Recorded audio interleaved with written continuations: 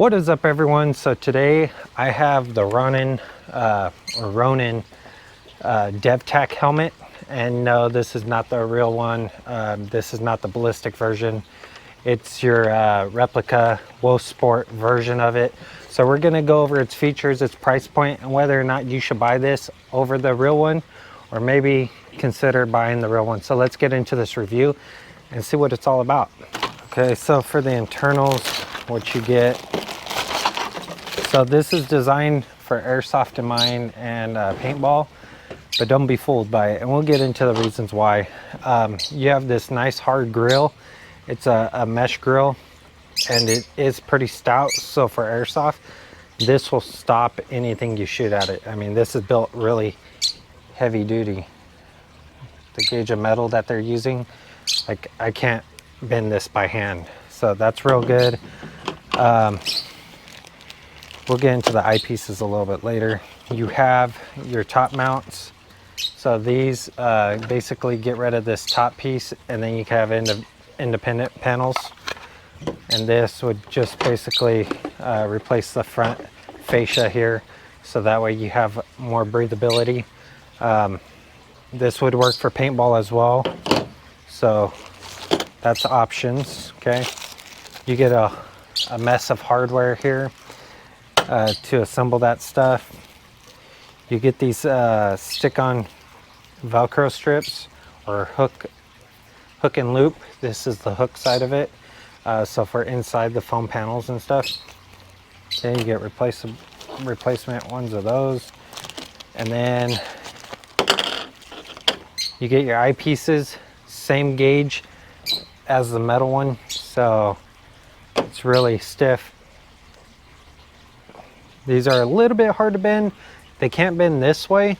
So impact wise, they cannot bend this way, but they can bend this way, okay? You got clear lenses, orange lenses, and a purple mirror lens, okay? And then of course your smoke lenses that are on here. All right, so before you go out and buy one of these, one thing you need to know is this is not safe to run on a paintball field, nor is it safe to run on an airsoft field. And you may be wondering why, okay? Well, the first thing and the main thing is not the shell, because I mean, you could hit this all day and it'll take an impact, because it's a shell, and then it has these panels that are bolted onto that shell. So even if you broke through this, you still have the plastic below it. But the biggest issue is the lenses. Those will crack, and the rings around it, including this piece here, will crack if it gets hit with the airsoft pellet, all right, or BB. And there's plenty of videos out there on YouTube that actually show the damages to this lens. So the main reason why I got this was for the looks. It looks cool, and my mindset on replacing the lenses, so that way I can utilize this if I wanted to, and custom tailor new housings for it, so new rings and stuff like that. I also wanted to be able to generate new panels, real low profile, different style panels for the whole top, to reconfigure it, to make it personalized. But that's the main reason why I purchased this. But straight out of the box, it is not able to be used on the field, okay? You need some new lenses, maybe some bulletproof glass, some thick stuff, or the plexiglass that they use for paintball and airsoft helmets. All right, so out of the box, this thing's gonna run you around that $150 range, maybe 200 bucks in the States. And then from there, you know, you're gonna have to add more stuff to it, okay? If you buy it from overseas, these are about 100 bucks to 150, and you still got to replace the lenses, okay? This one here I got for free because they had some damaged components that they couldn't replace, and I'll go over that in the features. So that's that part of it. Now let's get into the review of this. We'll start with the night vision mount here, and this allows you to attach your GoPro or your night vision stuff, but you need a receptacle plate like this, which integrates into this right here. This one's a quick detach one with the spring-loaded plunger here that pushes in and out. There's two sizes of this mount. Okay, there's a large one and a small one. And when I mean small, it's probably like a 1/16 of an inch in difference in size. Okay, so this one's a larger mount. I don't know if it's mil spec or not, but this plate here that attaches to it is slightly smaller, so you get a lot of wiggle when you mount this. It wiggles back and forth. Okay, so keep that in mind. This is the larger size female, and then this is the smaller size male, which needs to be the larger size. But I went ahead and put some epoxy here on this little tab, and then I sanded it all down. So I don't know if you could see that, but I put some epoxy and then sanded it down. So now when this thing goes in there, okay, and then locks in, I actually got to push down and it clicks. And now there's no wiggle. So no side to side wiggle or nothing. And then it pops right out, okay? So keep that in mind when deciding on what plates you need to find. I would suspect that the Chinese version might be the smaller size, and then this one is actually closer to mil spec, but I could be wrong. I could have that reversed. So you have the full capabilities of that, and then of course you could remove this whole top plate here and then just run the panels by itself if you did not want this big old bulky unit on top. You do have a plate that goes all the way around as a beauty cover, okay? You have some back panels all the way around. You have a knob here to adjust the fans, which are integrated into the rings that hold your lenses in. Okay, you have two of those fans. You have a Picatinny rail mount here on the sides to run flashlights, lasers, whatever cool gadgets you want to add to make your loadout look cool.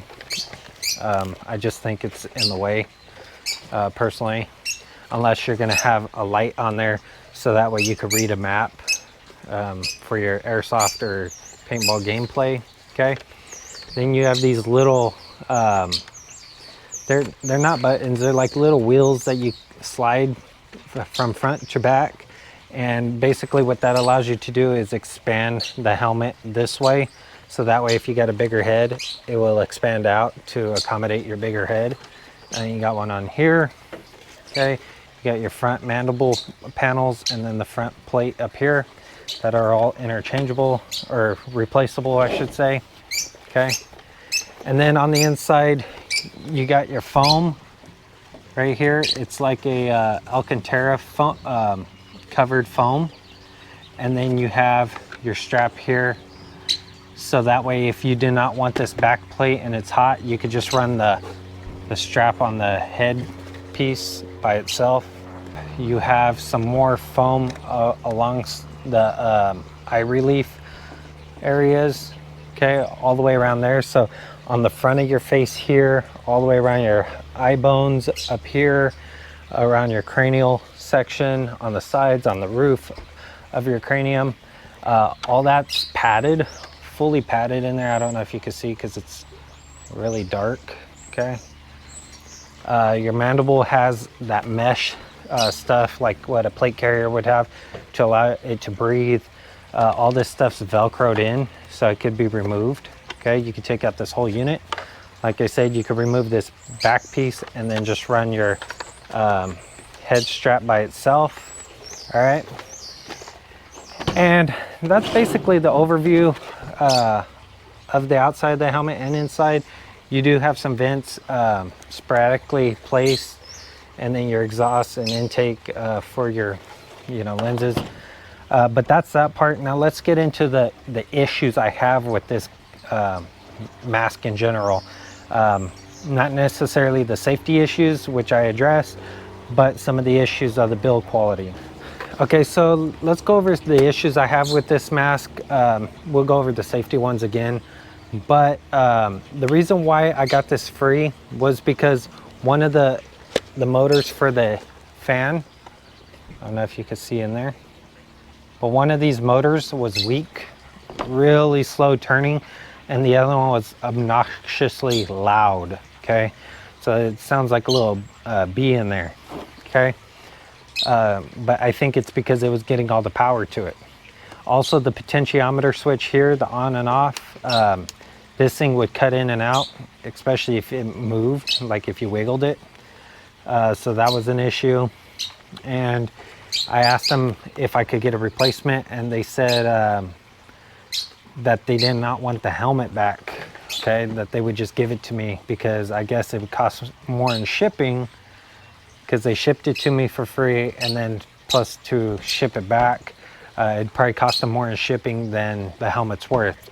Okay, and typically these go around 100 to 150 bucks on eBay, so that tells you how much they pay for these when they buy them in bulk. All right, but you and I do not buy stuff like this in bulk, so we got to pay the retail or premium prices. Okay, so in that case, I also asked them if they had replacement parts, because I was willing to actually go in and make these changes happen. Since I got this helmet for free, I'm gonna go ahead and still replace the lenses and replace the fans and all that stuff. But the issue is trying to find a fan this size. So keeping that in mind, I'm gonna have to go and modify this whole unit here to run larger fans. Okay. So that was the biggest issue, or that was one of the issues. And then also this adjustment right here. So moving this in and out, this basically adjusts the size of the helmet, so in and out. And this thing does not always work, so it's like a worm gear in there. So when you screw it like that, there's a gear moving in here to expand this out. Well, it skips a lot on both sides. One side's worse than the other, but keeping that in mind, I mean, it's hard to adjust. You guys sit there and adjust it and then pull out on it at the same time. Okay, so that was another reason why they didn't want it back. All right, and those are the only main issues that I have with this mask. I mean, the build quality, it's okay. It's not super durable. Like, this plastic does feel cheap, but I mean, it's gonna take some impacts and hits. So keep that in mind when you're purchasing this. It's gonna need work. So for the lens itself and the outside the rim, to house those lenses, they will crack. They're cheap. I do recommend replacing them if you decide to use this mask for anything but a prop. Okay, so if you're gonna use it for a prop, it's good as is. But if you're gonna actually use it in airsoft and paintball, you're gonna need to replace those lenses with some thicker stuff, some plexiglass that's shaped to this face. What you can do is get the ones that they came with, and have your glass company or whatever make you some bulletproof ones that will fit in there. And then of course you're gonna have to design your own frames, whether or not you use your epoxy or some clay to make like a impression of it, and then, you know, use epoxy to actually mold over or something like that. It's going to take some skill to get this to be able to use and play. That kind of leads me into what I'm going to do with this helmet. All right, so first of all, as you could hear, that sounds cheap. Okay, so it's hollow underneath this. These panels are like hollow. They're just bent or formed. They're injection molded or something, and they basically encase the helmet and then they're bolted down. Well, that leaves air gaps in here all the way around, and it sounds hollow. So what I'm gonna do is I'm gonna fill those up. Probably not with like epoxy or anything, but you can use hot glue. But what I think I'm gonna use is some real dense foam, and then bolt them back down, so that way it deadens the sound, especially if you get hit in the head with the paintball gun or hard plastic BBs. You won't be able to hear that like real cheap sound. And then I'm gonna make new panels, I think, for it, just so they're more low profile and sleek. Okay, so just messing around with this, you know, to bring it out of the box, a screw fell out. Okay, and upon the screw falling out, I did notice a crack right here. So I don't know if you can see that in camera, but there's a crack, real small crack right there. okay? So that being said, I mean, yeah, it could take some impacts, but be prepared to have some cracks in it. You might even want to use this shell as a platform, so that way you can put fiberglass over it, which is one of the things that the Devtac, the real Ronin helmet, does. Theirs is all fiberglass, so maybe you'll just use this as a shell to create components that you need to make your own helmet. All right, but I mean, spending 150 bucks, I don't think you're going to want to do that. You know, it's too much work. All right. So for the verdict, do I recommend this over, I don't know, the Devtac helmet? Of course not. By far, there's a big difference in build quality. You're talking about fiberglass versus this real cheap plastic. Now, don't get me wrong, there's a lot of plastic out there that's really strong. And this one is just real brittle. I don't know what type of plastic it is, but this plastic here is like that real cheap Chinese crap where if you bend it, it'll turn white and then it'll end up breaking. That's basically what you have here, okay? And this cracked without any use. Do I recommend the Devtac one? Yeah, it's a cool looking helmet. I think it gets real hot, you know. I have tried this on and it does get hot in there. You have some fans in the eyes to keep that from fogging up, but what I'd recommend is either removing this back side of the helmet or removing some of these face plates. Now, do I recommend this over or the Ronin helmet, that's the Devtac version with the fiberglass, over the ballistic one? Heck no. If you're gonna spend, I don't know how much it is, it's probably like 500 bucks if they still make it for the Devtac fiberglass one. If you're gonna spend that much money, I mean, you might as well go all the way and buy the real deal, right? You might as well buy the ballistic one, but at that point you will not be using it for airsoft, you'll be using it for real rifles. And it's really expensive. But for what it is worth the price of 2,500 bucks because it's a full ballistic helmet at that point. If you could get this under $100, of course I recommend it.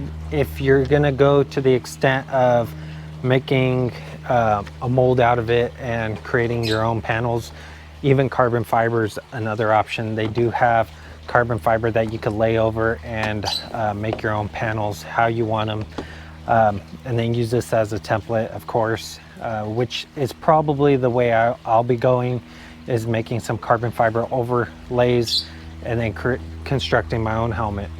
Okay, making something cool, maybe with the mohawk spikes or something cool. All right, but this I will not be using as a helmet that I'm going to take out on the field. So if you're interested in what I do with this helmet or what I create in the future by using this helmet, which you should be able to look forward to me actually using carbon fiber to make a shell, maybe fiberglass, we'll see, but I am going to be doing something with this when I get time.